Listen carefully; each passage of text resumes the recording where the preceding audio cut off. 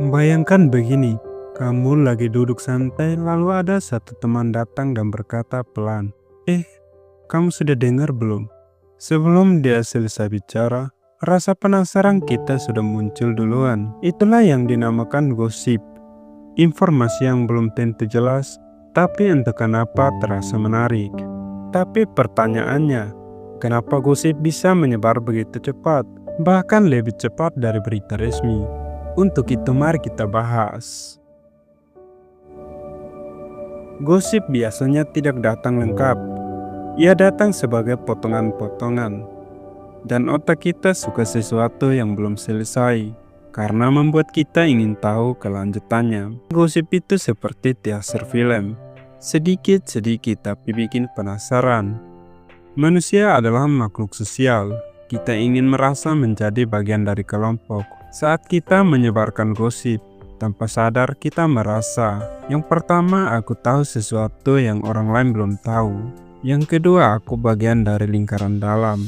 Dan yang terakhir, aku tidak ketinggalan cerita.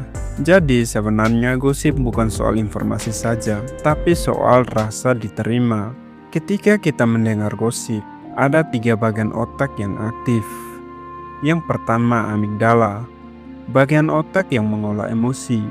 Karena gosip biasanya ada dramanya, amigdala langsung berkata, "Wah, ini penting, perhatikan." Yang kedua, nukleus accumbens. Saat kita tahu informasi menarik, otak mengeluarkan dopamin, yaitu zat yang menimbulkan rasa senang. Itulah kenapa menyebarkan gosip terasa enak. Yang ketiga, prefrontal cortex, bagian yang bertugas berpikir logis. Sayangnya, bagian ini telat aktif. Kita sering menyebarkan dahulu, baru kita mikir kemudian. Tidak heran gosip bergerak lebih cepat daripada logika.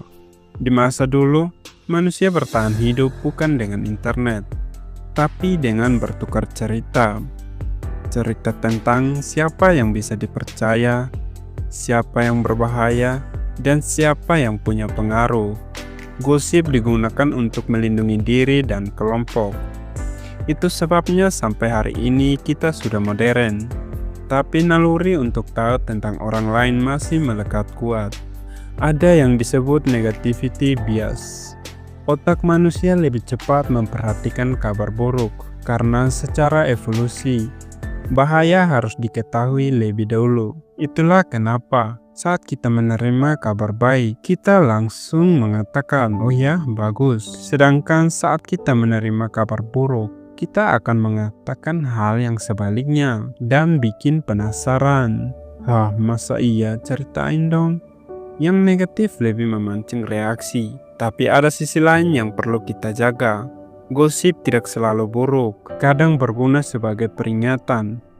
Tapi kalau tidak hati-hati, gosip bisa melukai perasaan, merusak hubungan, dan menghancurkan reputasi seseorang. Karena itu, sebelum kita ulang sebuah cerita, ada baiknya kita tanya pelan dalam hati.